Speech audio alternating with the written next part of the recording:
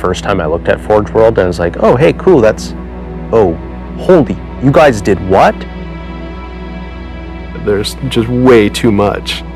You can't keep it all in your head at once. It was so beyond our production capability. We were just like, that's crazy. We can't do that. I couldn't stop the artist who started creating it.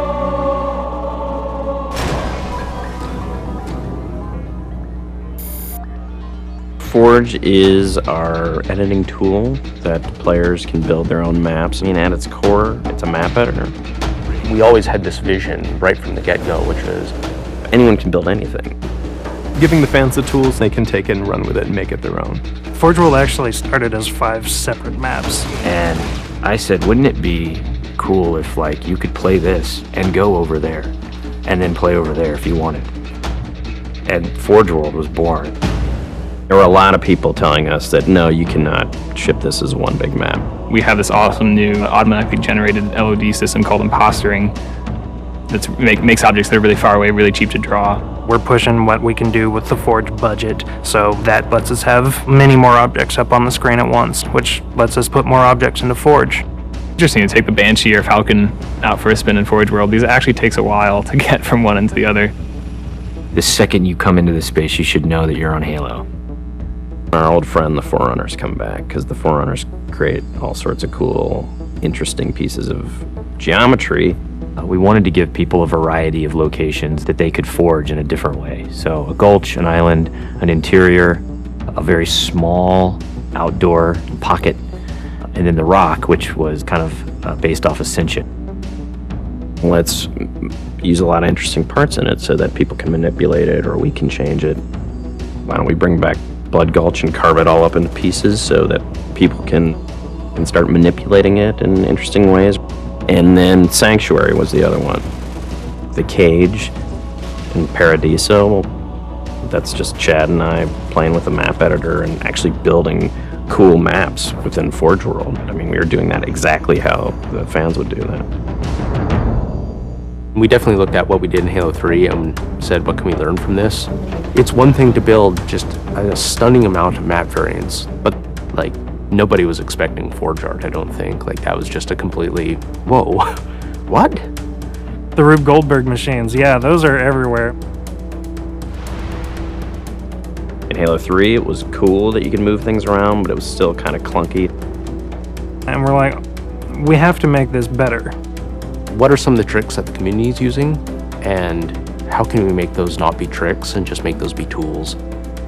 We took that stuff and made it like a real feature. There's normal, phased, and fixed. So normal is like Halo 3 style, it bumps into stuff when you let it go and it falls to the ground and moves around and stuff. And fixed is the same thing, except when you let it go, it stays exactly where it was. And then phased is the coolest because it means that while you're editing the object, it's not actually interacting with the environment. You can put it through a wall, you can put it, through other objects. Which changed everything for Forge, immediately. It's much easier to build a Forge space. There's snaps and rotates and degrees and units that you can move things. You can be very precise.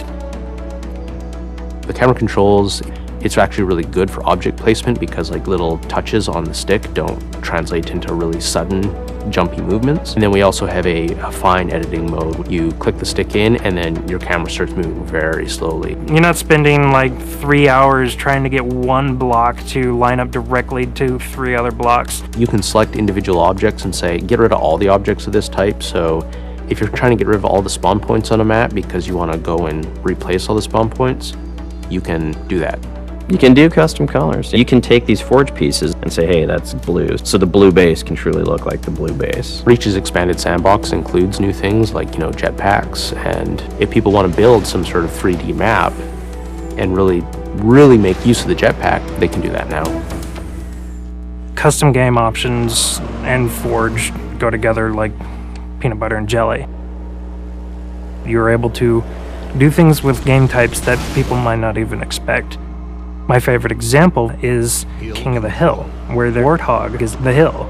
I'm super excited to see what people do with it when it goes out, because there's so much crazy stuff in there that's amazing. We are shipping maps on the disc that we made in Forge ourselves.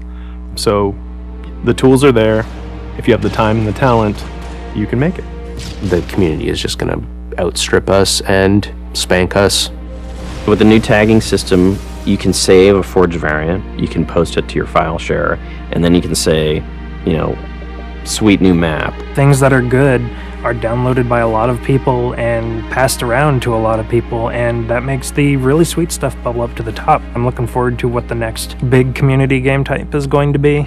We realized that Reach was our swan song to Halo, and what better way to do that than to let people do what we've been doing all along, which is creating new cool maps. It's nice to go out with a bang, and this is a pretty big one.